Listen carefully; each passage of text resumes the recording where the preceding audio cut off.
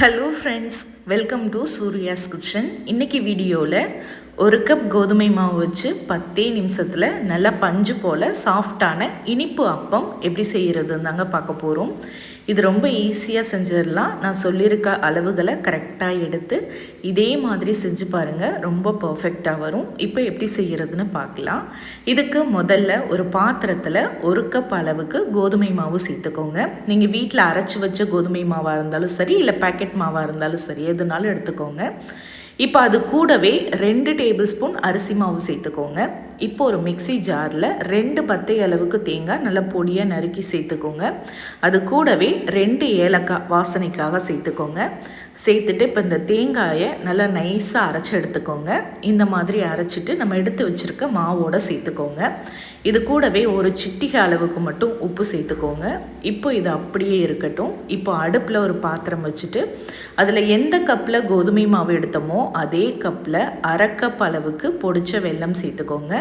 கூடவே அரை கப் அளவுக்கு தண்ணி சேர்த்துக்கோங்க. வெல்லம் நீங்கள் அரை கப்புக்கு கொஞ்சம் இனிப்பு அளவாக போதும்னா ஒரு 2 டேபிள் ஸ்பூன் கம்மியாக கூட நீங்கள் சேர்த்துக்கலாம். இப்போது இதுக்கு பாகுபதம் எடுக்க தேவையில்லை. வெல்லம் நல்லா கரைஞ்சி வந்தால் மட்டும் போதும். வெல்லம் நல்லா கரைஞ்சதும் நம்ம எடுத்து வச்சுருக்க மாவோட வெள்ளை கரைசலை வடிகட்டி சேர்த்துக்கோங்க. இப்போது இதை நல்லா மிக்ஸ் பண்ணிக்கலாம். நம்ம ஒரு கப் கோதுமை மாவுக்கு அரை கப் வெள்ளை தண்ணி சேர்த்துருக்கோம். இது மிக்ஸ் பண்ணுறதுக்கு கரெக்டாக இருக்காது. அதனால் இன்னும் நம்ம தண்ணி சேர்க்கணும். தண்ணி சேர்க்கும்போது சூடான தண்ணியாக சேர்த்துக்கோங்க. பச்சை தண்ணி சேர்க்க வேண்டாம். மாவு இந்த மாதிரி சுடு தண்ணி சேர்த்து செய்யும்போது அப்பமும் நல்லா சாஃப்டாக வரும், மாவும் நல்லா வெந்துடும் இதுலேயே உங்களுக்கு.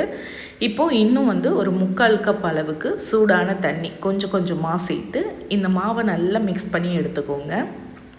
கட்டி இல்லாமல் மாவு இந்த மாதிரி நல்லா ஸ்மூத்தாக வர அளவுக்கு மிக்ஸ் பண்ணிக்கோங்க. இப்போ மாவோட பதம் பார்த்திங்கன்னா ஒரு இட்லி மாவு பதத்துக்கு இருக்கணும். ரொம்ப தண்ணியாகவும் இருக்கக்கூடாது, அதே மாதிரி ரொம்பவும் கெட்டியாக இருக்கக்கூடாது. இப்போ இதில் ஒரு 1/4 டீஸ்பூன் அளவுக்கு ஆப்ப சோடா சேர்த்து நல்லா மிக்ஸ் பண்ணிக்கோங்க. இப்போ அவ்வளோதாங்க, மாவு ரெடி ஆயிருச்சு. மாவு இந்த பதத்தில் இருக்கணும். இப்போ நம்ம அப்பம் ஊற்றிடலாம். அதுக்கு அடுப்பில் ஒரு பேன், அகலமான பேன் இல்லைன்னா சின்ன கடாய் வச்சுக்கோங்க. தேவையான அளவுக்கு எண்ணெய் ஊற்றி எண்ணெய் நல்லா சூடானதும் ஒரு குழிக்கரண்டி அளவுக்கு மாவை இந்த மாதிரி ஊற்றுங்க.